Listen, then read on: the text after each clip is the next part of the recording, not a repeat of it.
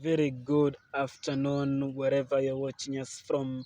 Welcome to the Gabriela TV. And today I'm privileged to be sitting with UDA youth leader in Kenya Kwanza, where we shall be discussing matters youth in Kenya Kwanza, and also the issue of who is the best running mate for William Samuel Ruto. The political temperatures in our country, Kenya, are on the rise, as everyone can witness. The issue of running mate is becoming an issue that is giving several presidential candidates a headache.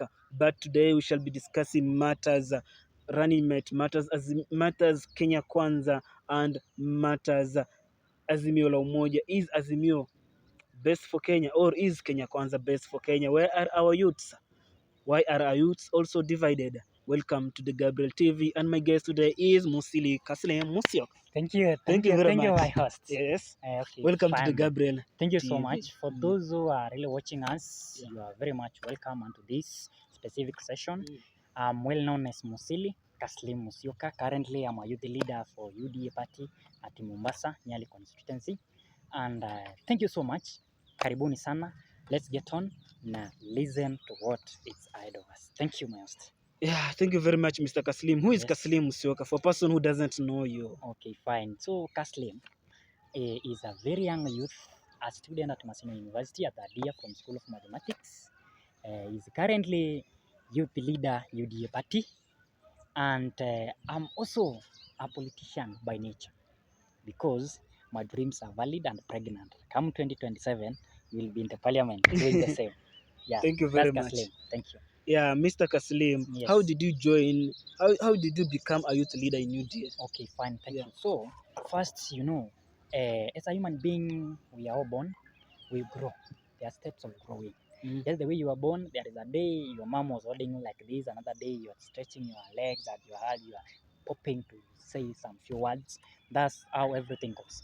Personally, it started with me just as a joke, I can say so, because my leadership skills and my leadership qualities are with me since the day one I was born.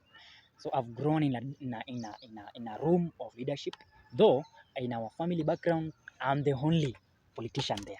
So it started like this. When I was in primary, I was a leader. High school, I became a leader. When I joined the campus, I remember I met one of my friends because I was so curious. When I was back at high school, when I was having a midterm or a break for a term, I was back at home, TV, and my parents' phones, watching in the YouTube how Babu Wino was doing it, how other youthful politicians have been doing it at campus. So I was encouraged that when I will go to campus, that will be my first task. So it came. When I joined campus, I met a friend of mine who introduced me to campus politics. I started doing all what I can. Back at home, when I go there, I meet some few people. I address them, I see I'm their leader. Then I got that motivation, that courage, that confidence. It started growing till I was well known by the various and several MCs around constituency, which is Nyali. Then right away from there, even the MP himself knew me. Then it just went like that. I started mobilizing people for in the groundwork and the grassroots level. Then that's where it came. They trusted me. They gave me my date. That's how it came. And I want to assure you that it is not the end of everything. I'm heading to that place, National Assembly chambers, very soon. Just a matter of time, and God forbid, shall come. Kaslim, Yes. yeah, are you interested in active politics? Will you one day say that I, Kaslim Musioka, will be vying for an MP seat in some place? Okay, I've someday? already told you that my dreams are valid and pregnant. That come 2027, I'll be going for Member of Parliament, Nyali constituency, Mombasa County, where the current Member of Parliament is a friend of mine, Mohamed Ali. Mohamed Ali. Yeah, for those who knows him. So where will Mohamed Ali be then? Come 2027, everything is we as leaders, everything we normally table it on a daylight. We agree and we say this is the move, this is what we are supposed to do, and this is what we have already agreed on. So come by then, Mohamed Ali will be either clinging to governorship or presidential seat. And if by any chance now he also feels it's better for him to go for another chance, then tactically I will have to face him and trust the will of the people, because I have them at the bottom of my heart. Then I know I will emerge the winner. Thank you very much, Mr. Kaslim. Yes. Several youths want to join politics, but the issue is funds. Yes. How could you advise them? Okay, fine.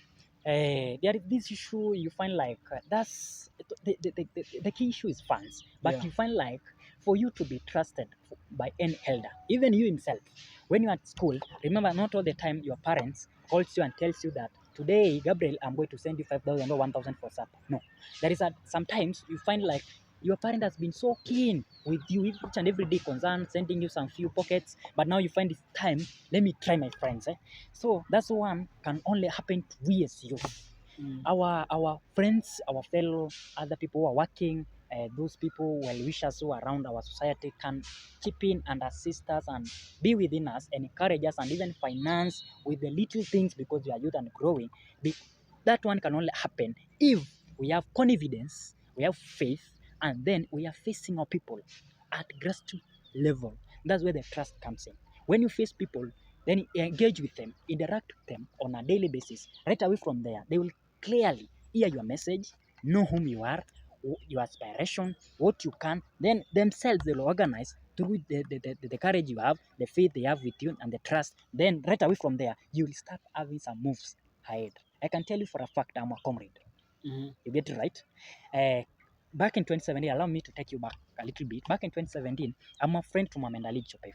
Back in 2017, he was, before then, around 2016, he resigns from the KTN. Yeah. Yes, he was working there as a alikuwa na Investigative manifest, journalist. doing such things that touching the government, the so-called government. Then when he was resigned there, remember, he was a youth. He was just trying to build his family, even trying to have his family strong, building her house like that as a youth. But he had interest in politics and nearly parliamentary seat. He was contesting for that seat. He was not even capable and financial stable. But he came and he faced the people. He had confidence with the people. He engaged them one-on-one. They agreed. And then right away from there, I can tell you for a fact, because I was there as a witness, I'm telling you what I have in my mind and what I saw. Where the ladies within the place, the women, the elders, they organized themselves in some few groups. They even contributed money.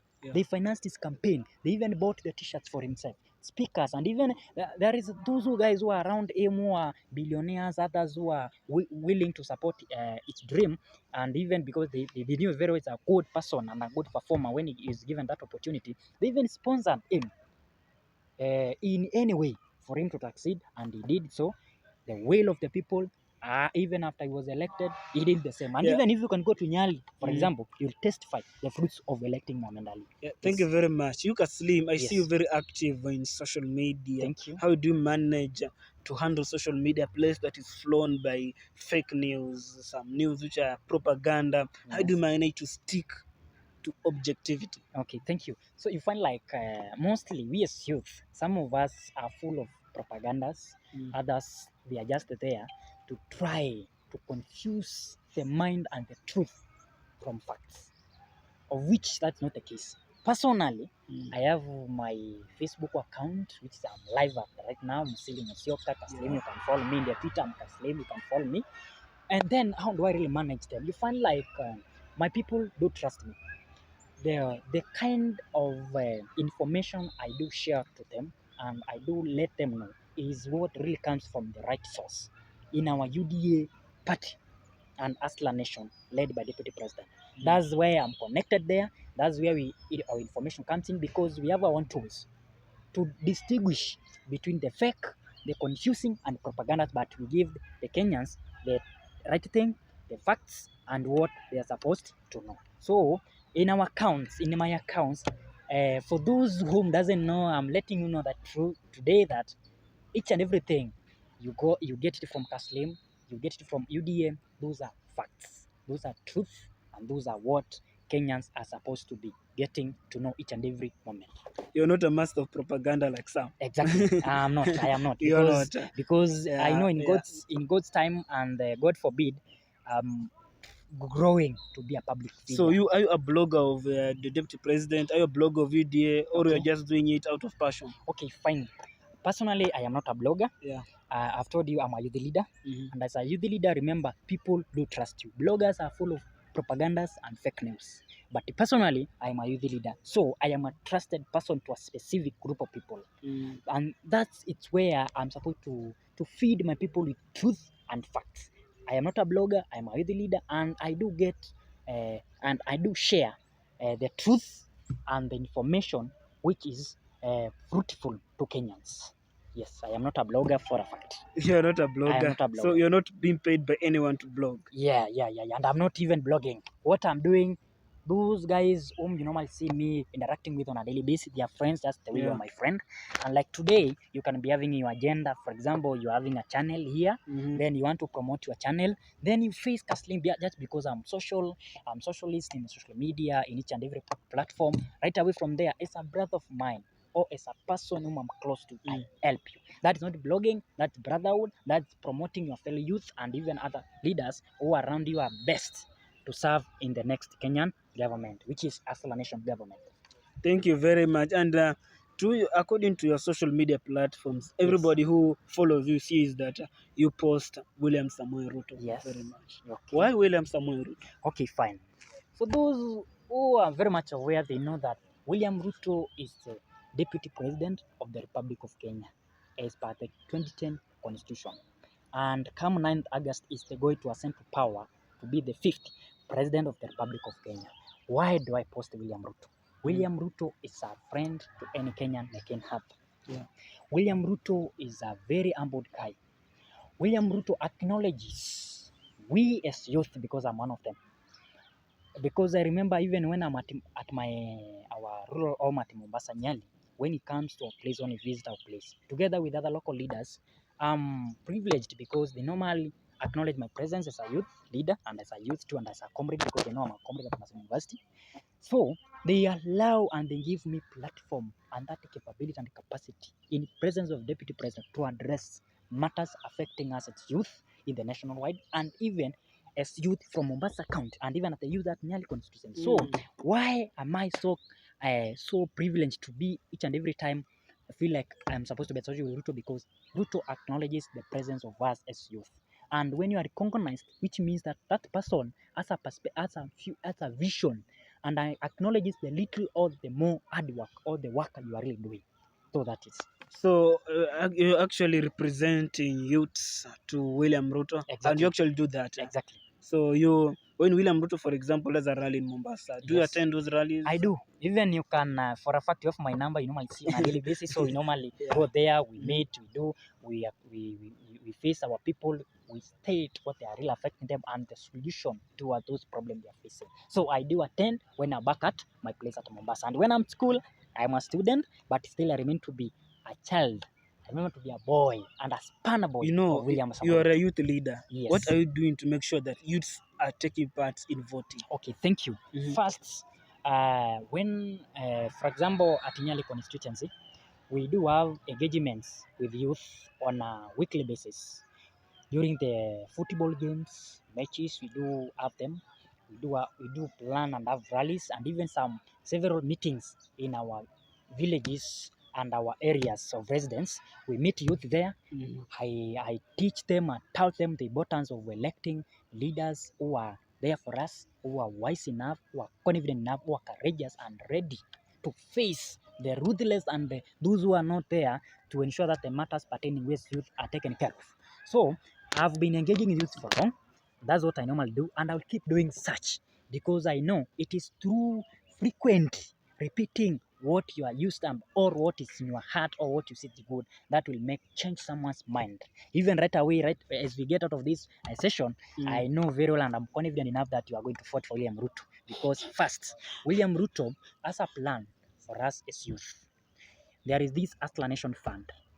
MCAs will be given a kit and every of which at the end of which each financial year. It is right away from there that we as youth, remember in UDA, we have been having youth coordinator, we have been having UDA coordinator in several places. Those coordinators, they are not going to be done away with when it comes to when at the end of next August election. They are going to be involved in our governance. They will be used because they are the one who at the grassroots level and the groundwork and the down to earth with common mwananchi to also help the other leaders and MCS to know what are they really going through after the promises which we are doing currently as we are looking for votes. So just as I've told you, when we meet youth, I teach them. I hear from them because they have different views. Why are you supporting this? Why am I supposed to go this and this? I let them know. Why am I suggesting for you, or am I helping you to know more about this and neglect the other part? So that's it. So as a youth, Yes. in social media, you have been quoted saying some things. Don't you fear saying that, for example, you say Raila Odinga must go, these people should not lead. Don't you fear that these people might come for you? Okay, I know. And even for a fact, Have you ever been threatened? thank you. Yeah. Let me just be honest and clear enough, because I know I'm Kaslim. You know me very well. You'll keep knowing me, and I know God is with me because that's the first protection. So, on that case, I come December last year, I was threatened so much to an extent of even I was at my place for a week without getting out, not because I was unable to do the same, but just for my own safety. But I knew when you can see a call, a very private one, calling you and threatening you, it means that you are really doing something. So threats I normally get them, but I put Lord first because I know everything is capable in the will and the protection of God. You get it? So threats I normally get them, and I don't fear anyone. Personally, I fear only God because it's the one who has the mandate of my own life. To the rest, I respect each and everyone. But when it comes to just because of my political association with William Ruto and and how I normally support him, that is what is bringing the differences with our enemies and with my other people from other affiliation. That's what they are creating them to know how are they supposed to cut off this kind of message of which is touching many Kenyans. You get it? Thank you very much. And Yes. you have been touching the issue of running mate. I can see you're very confident about Kithure Kindiki. Why Yes. Kithure Kindiki for running mate position? Why and why not Rigathi Gachagua? Okay, fine. So, for example, when you want to be given a task, like now, for you to be given a mandate, like to be a student leader at Maseno University, if a student decide that Gabriel you are capable of, there must be a reason as to why. So to my guy, Professor Kithure Kindiki, the current senator of Tharaka Nithi County, is a professional lawyer, a person whom diligently and faithfully and honestly Kenyans have faith in him because he has discharged his duties when he was back in 2013, 2012 when he was at The Hague, Netherlands, representing Deputy President and Uhuru Kenyatta at The Hague because of 2007-2008 post-election violence. So right away from there, we can see his confidence.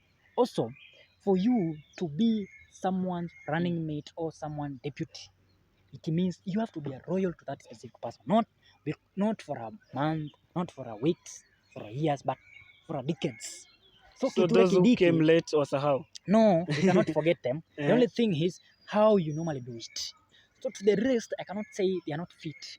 They are fit, but we square each and every person categorically and see who has capability of winning the specific block voting their hearts confidently. They can believe in him, they can trust him, they can work with him. So that's why I prefer Kithure Kindiki, because I know anymore Kenya, the only thing is some of us, they are relying on the social media and the online politics instead of the groundwork.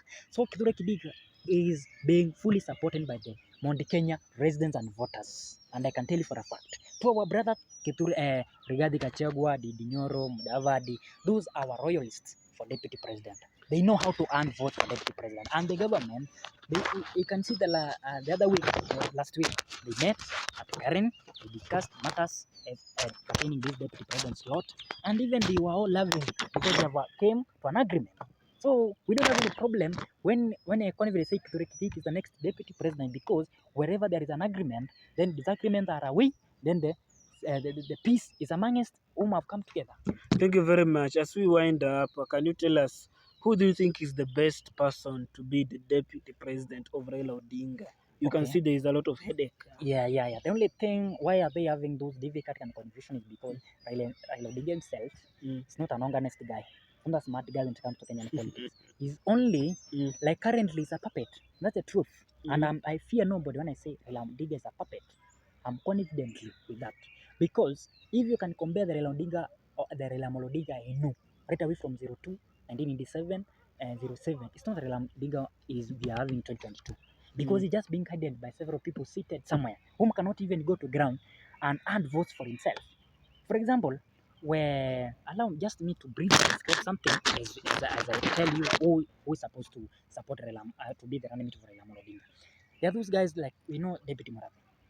The vice chair of Jubilee Party. Yeah, David Murathi. The guy who has been threatening youth, the youthful upcoming leaders, the elected ones, and even the state officers, just because of its own mouth and its closeness to the President of the Republic of Kenya. Those are the people who have been cheating for Raila Amolo Odinga, and they cannot go. None of single day you have ever seen Murathi going to the ground. Just the way he was doing it 2013 and 2017 with Raila Amolo Odinga to Mount Kenya, but he's just dumping in the social media. Raila Odinga is the next president. Okay, on that note, Raila, just because he doesn't do it from his own heart, there are those who are guiding him. That's why he's reluctant, he's lazy, and he cannot even decide on his own. So those who people around the panel who are being they are each and every day saying I'm supposed to be running it for Raila Amolo Odinga, is because they know very well that since this guy he doesn't have any plans for us as Kenyans, and even he's not organized and smart enough to beat the William Samoei Ruto, of which it won't happen. William Samoei Ruto is the next president. That's why his people are threatening him. They are trying to confuse him for him to see the truth. They are not even trying to take him back. They are trying to hope in his mind and tell him that indeed you are just being cornered somewhere for the success of William Samoei Ruto. To those who are contesting for the running mate of Raila Amolo Odinga, you can see they are even, I can say, 10 plus. Why are they having all this interest? Just because they are being promised of state machinery things. They're just being told we are going to do this and ensure that you are sent to power, of which not the case, just because they come August 9th, 2022. This year, Kenyans will get out of their room early in the morning. They will vote in democratically the president of their choice, and their president of their choice, you know very well that is William Samoei Ruto. Whom can deputize Raila Amolo Odinga? I see Kalonzo Musyoka, our Kamba kingpin, because I'm also a typical Kamba son. For a fact, it's only that I do resident as Mombasa, is the best. Because Kalonzo has experience when it comes to Kenyan governance, when it comes to the national politics. The other guys, they are just small boys and small ladies who are just trying to learn from past and even trying to position themselves see whether they can really acquire something, they can even secure some jobs, they can even acquire something for their pocket, for their future. You get it? And even for their political future ambitions. So Kalonzo had what it takes for him to deputate Raila Amolo Odinga. All right, thank you very much. In 30 welcome. seconds, as we wind up, Yes. your message to the youths in terms of voting. Okay, fine. Kenyans of goodwill, good afternoon once again. I'm Musili Kaslim Musyoka, youth leader, UDA Party, Nyali constituency, Mombasa County. I am here at Kisumu County, Maseno University. I'm urging all of you, my fellow youth, my fellow comrades, come. We are now ending to election at August 9th, 2022. I'm humbly requesting all of you guys to encourage and also reach out to elderly people, our mothers, our fathers, to come out in large numbers. And we as youth, we know very well that we are brilliant, we are determined, we are humbled, and we are visionary. And we know what it takes because we are the next leaders of this republic. I'm urging all of us to vote wisely to our leaders, right away from MCA to the president. And let us not be intimidated just because of our support, just because of our choice, just because of our stand. Because I know we are having different stands. Stick to your stand. If you know specific MC is the best, vote for him. Vote for that MP. Vote for that governor. But I know very well that Kenyans, you are very curious because you know very well that our president is none other except William Samoei Ruto. I trust Ruto and I know Ruto will not disappoint us as Kenyans. Let's vote him. We as youth in large numbers. Our issues, we are going to be recognized in its governance. We are going to feel part and parcel of the Asla national government, and that's where our vision and our dreams are going to be taken care of. So thank you so much for listening unto me. Very much welcome. Always let's engage and interact, and we are going to learn together. We are going to grow together. Trust me. Let's work together. I'm Kaslim. I love you so much, Kenyans. Asla Nation loves you so much. We are going to work together. Kenya is better and Kenya is going to grow under the hands of William Samoei Ruto. Tunasema kazi ni kazi, pesa mfukoni. Bottom up, youth, tuko mbele. Asanteni sana. Wow.